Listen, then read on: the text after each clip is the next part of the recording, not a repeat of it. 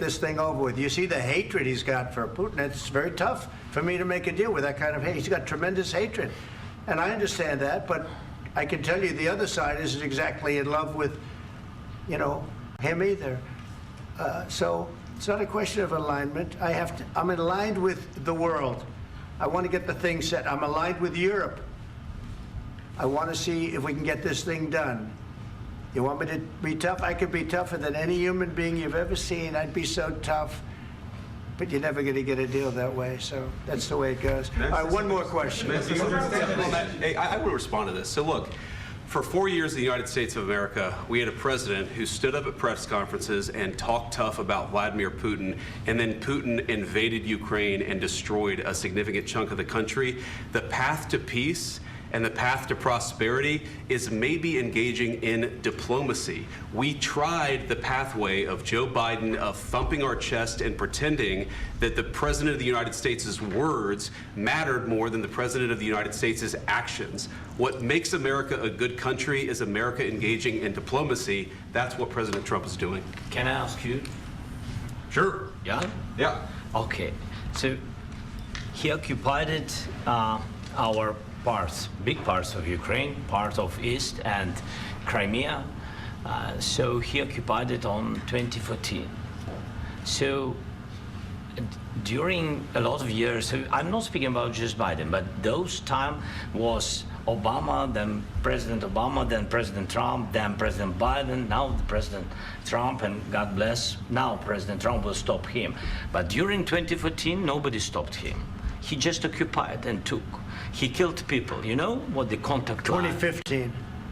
2014. 2014 and 2015. 2014. Yeah. So I was not here. Yeah, but that's exactly right. Yes, but during 2014 till 2022, yeah, the situation the same. The people have been dying on the contact line. Nobody stopped him. You know that we had conversations with him, a lot of conversation, my bilateral conversation, and we signed with him, me, like a new president. In 2019, I signed with him the deal. I signed with him, Macron and Merkel, we signed ceasefire. Ceasefire, all of them told me that he will never go. We signed him with gas contract, yes, but after that, he broken this ceasefire. He killed our people and he didn't exchange prisoners. We signed the exchange of prisoners, but he didn't do it. What kind of diplomacy, JD, you are speaking about? What do you mean? I'm talking about the kind of diplomacy that's going to end the destruction of your country. Yes, but if you Mr. President, with respect, I think it's disrespectful for you to come into the Oval Office and try to litigate this in front of the American media. Right now, you guys are going around and forcing conscripts to the front lines because you have manpower problems. You should be thanking the President for trying to bring an end to this conflict. Have you ever been to Ukraine that you say what problems we have? I have been to. Come once. I've actually watched and seen the stories, and I know what happens is you bring them on a propaganda tour, Mr. President. Do you disagree that you've had problems bringing people into your military? And do you think that it's respectful to come to the Oval Office of the United States of America and attack the administration that is trying to prevent the destruction of your country? A lot of questions. Let's start from the beginning. Sure. First of all, during the war, everybody has problems, even you, but you have nice ocean and don't feel now, but you will feel it in the future. God bless. You don't know that. God bless. God bless. You will not have a war. Don't tell us what we're going to feel.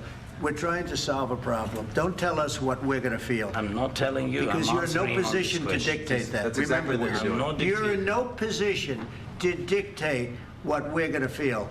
We're going to feel very good. You will feel influence. We're going to feel very good and very strong. You will feel influence. You're right now not in a very good position. You've allowed yourself to be in a very bad position, and he happens to be right about it. From the very beginning of the war. You're not in a good position. You don't have the cards right now. With us, you start having cards. Right now, you don't. You're playing cards. You're playing cards. You're gambling with the lives of millions of people. You're gambling with World War III. You're gambling with World War III.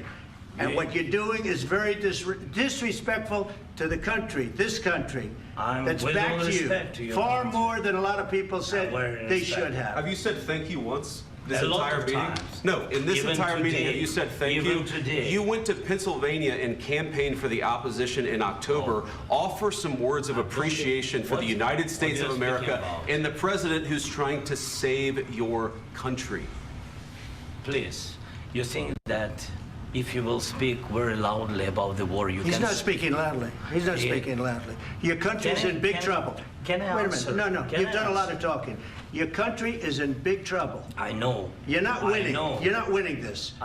You have a damn good chance of we are coming out staying, okay because of Mr. us. President, we are staying in our country, staying strong from the very beginning of the war. We've been alone, and we are thankful. I said thanks You haven't in been this alone. cabinet, You and haven't not been only alone. in this We cabinet. gave you, through I this said stupid thank you. president, $350 billion.